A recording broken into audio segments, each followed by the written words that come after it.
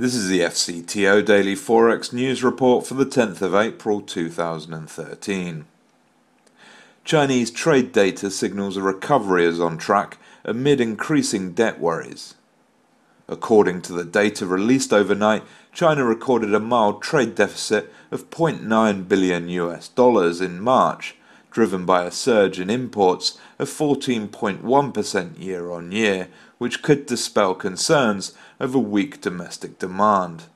The near-term economic outlook is further supported by moderating inflation, as witnessed by yesterday's inflation report, which has eased pressure on the People's Bank of China to tighten policy.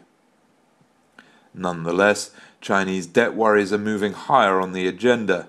Yesterday, Fitch delivered the first downgrade by a major international rating agency since 1999, lowering the long-term local currency rating from AA- to A+ stable.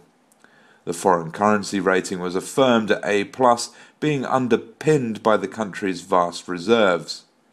As reasons for the downgrade, Fitch cited the rapid expansion of bank credit, the indebtedness of local governments, a lower fiscal revenue base, as well as the country's less favourable record on inflation management than its A-rated peers. US equities were supported yesterday as the earnings season continues. Being kicked off this Monday by Alco Inc. after the US close, 5% of US companies have reported so far. 3/4 of them have topped expectations, though according to Reuters, earnings growth has been benign. Sentiment was also supported by the decline in Chinese inflation, while overnight's trade data is lifting Asian equities this morning. In fixed income markets, US Treasuries ended the day mostly unchanged yesterday. During much of the day, the trend was for lower yields in the 10-year segment, yet hawkish comments from Fed bullards reversed the trend.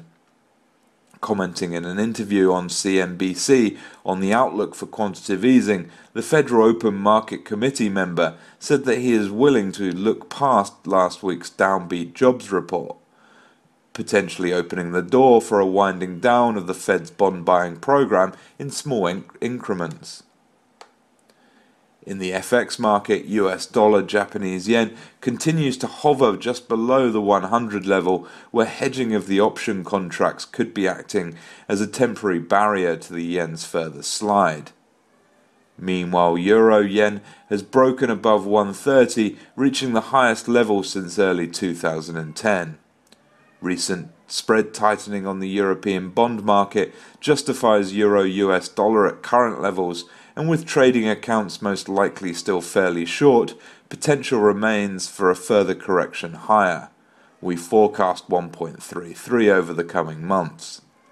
Further yen weakness would only fuel speculation about flows going into the higher-yielding euro market.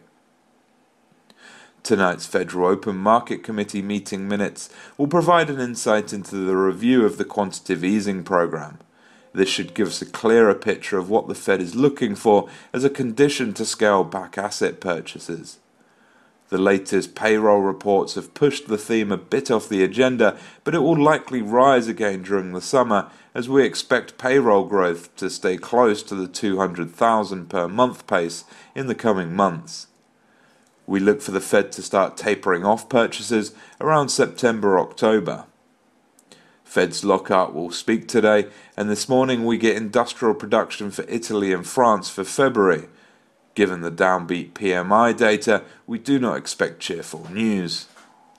For all the news affecting the Forex market throughout the day, join us at forexcurrencytradingonline.co.uk. That's forexcurrencytradingonline.co.uk.